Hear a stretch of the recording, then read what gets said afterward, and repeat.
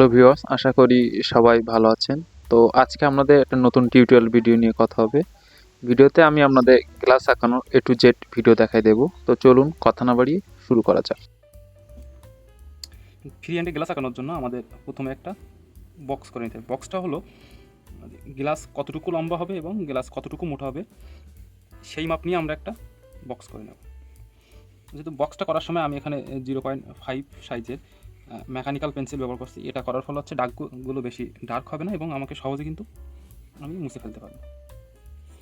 তো আমি একটা বক্স করে নিচ্ছি, আমার কাজটাই ভরাবে সম্পূর্ণ এই বক্সের ভিতর। এবার কাজ হলো, যেহেতু গ্লাসের মাথার অংশটা মোটা হয়, নিচের অংশটা চিকন করার জন্য আমি দুয়ে পাশে সমান মাপে ভাগ করে নেব। দুই পাশে আমি সমান করে ছেড়ে দিয়ে দাগটা ধীরে ধীরে এটার সাথে মিলাই দেবো কোনাকুনি।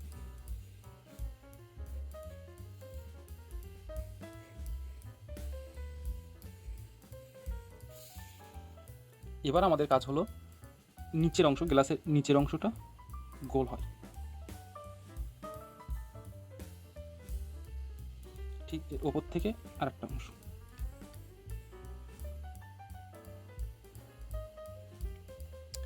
গ্লাসের মাথাটাও আমরা গোল রাখবো।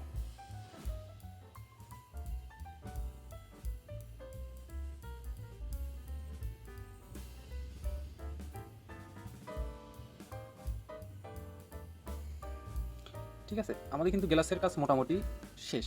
এবার যেহেতু আমি গ্লাসের ভিতরে এখানে জল দেবো, তো জলটা ঠিক যেভাবে আছে সেটার জন্য আমি তেমন স্কেচটা করে নেব। এখানে জলের যে ঢেউ আছে সেটা বোঝানোর জন্য আমি এমন আঁকা বাঁকা করে দিয়ে দিচ্ছি।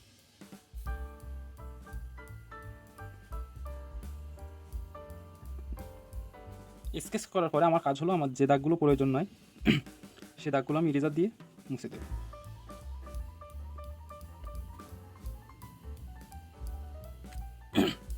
ছবিটাকে আমি মুছে হালকা করে স্কেচটা রেখে দেবো। এরপর যে কোনো একটা ডার্ক পেন্সিল দিয়ে, এখানে আমি 8B পেন্সিল ব্যবহার করছি, এটা দিয়ে আমরা আউটলাইনের কাজগুলো করে নেব।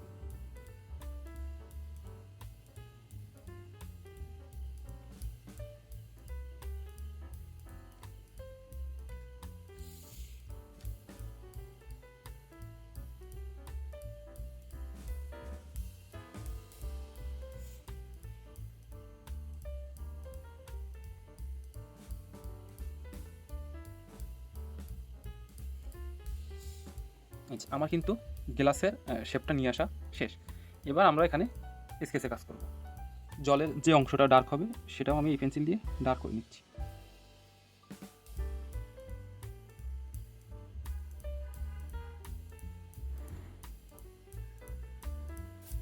ঠিক আছে, যেহেতু আমি স্কেচ করব, জলের যে অংশটা আছে সেটাকে স্কেচ করার জন্য সাইড থেকে পেন্সিলটা আমি এরকম কাট করে ধরবো।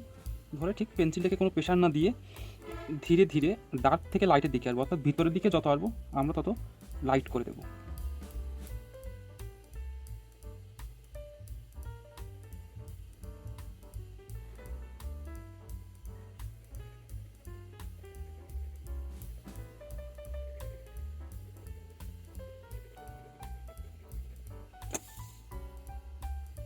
নিচের অংশটা একটু বেশি ডার্ক হবে উপরের তার তুলনায়, এই জন্য স্কেচটা দেওয়ার সময় আমি নিচের অংশটা আরেকটুখানি ডার্ক করে নিচ্ছি।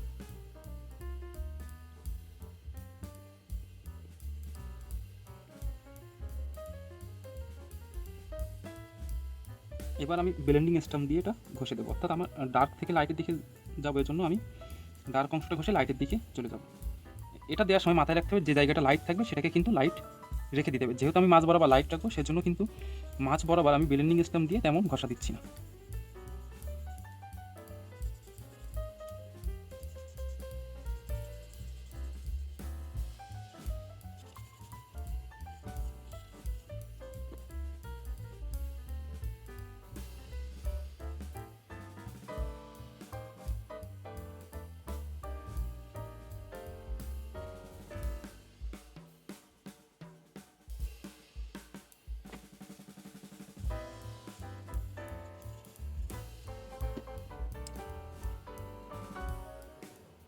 নিচের অংশ, এইখানে গ্লাসের যে পার্ট আছে, এটা অন্যান্যগুলোর তুলনায় তুলনামূলক একটু ডার্ক হবে।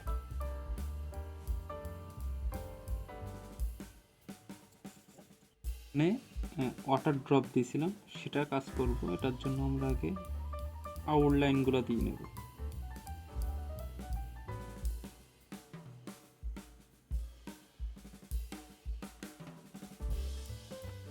ব্লেন্ডিং স্টামের অনেক সাইজ আছে, এখানে আমি 3 সাইজটা ব্যবহার করছি। করে যে কোনো এক পাশ ব্লেন্ডিং স্টাম দিয়ে ঘষে দেব, সম্পূর্ণটা না, আমরা যে কোনো একটা পাশে অল্প একটুখানি করে ঘষে দেব, তাহলে মোটামুটি আমাদের ওটা কাভার হয়ে যাবে। এই সাইডটাকে আমরা দুই পাশ থেকে একটু ডার্ক বোঝানোর জন্য পেন্সিলের মাথাটা দিয়ে হালকা করে টেনে অল্প একটু ডার্ক বোঝানোর চেষ্টা করব।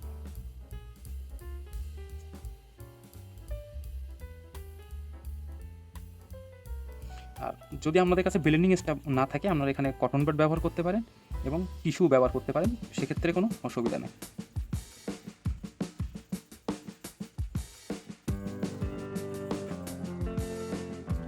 আমাদের কিন্তু মোটামুটি কাজ শেষ। এবার আমাদের কাজ যেটা থাকবে সেটা হলো যে ছায়াটা কোনো সাইড থেকে আসছে। এখন আলো ছায়াটা আমরা নির্বাচন করবেন আপনাদের ইচ্ছা মতো, যে এই পাশ থেকে আলোটা আসতেছে সেই অনুযায়ী আপনারা ছায়াটা দিবেন। যে সাইড থেকে আলো আসবে তার বিপরীত পাশে থাকবে হচ্ছে ছায়া।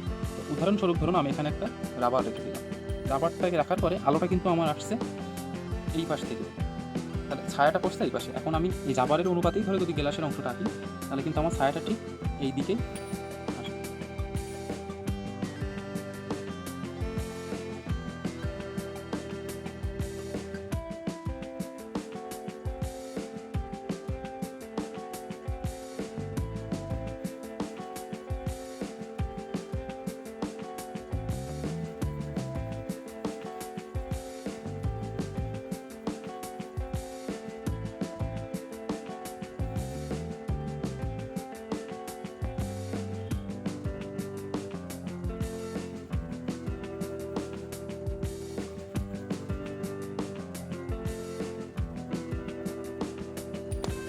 এই অংশটা আমি ব্লেন্ডিং স্টাম্প দিয়ে ঘষে দিলাম।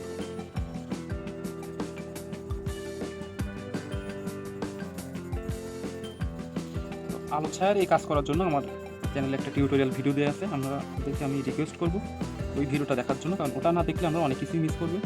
আমি ভিডিওর লিঙ্ক ডিসক্রিপশন বক্সে দিয়ে দেবো। কারণ পেন্সিল স্কেচ করতে গেলে বা ছবি আঁকতে গেলে যদি আপনার বেসিক সম্পর্কে ধারণা না থাকে, আপনি শুরু করবেন কীভাবে, ছবি আঁকার সময় আমরা কোন কোন বিষয়গুলো মাথায় রাখা প্রয়োজন, এগুলো না জানলে আমি ছবি আঁকার জন্য এবং ছবি আঁকা শেখার সময় আমি অনেক কিছু মিস করে যাব, যেগুলোর জন্য আপনাকে প্রতিনিয়ত নানা সমস্যার সম্মুখীন হইতে হবে। তো আমাদের কাজ কিন্তু শেষ। লাস্ট আমরা কিছু কিছু জায়গায় হাইলাইট করার জন্য এখানে হাইলাইটার কলম দিয়ে হাইলাইট অংশগুলো দেখাই।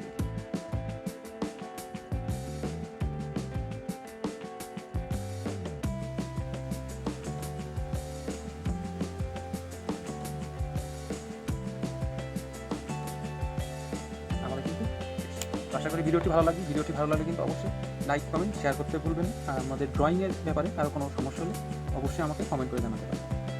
আজকে পর্যন্ত ভালো থাকবেন সবাই।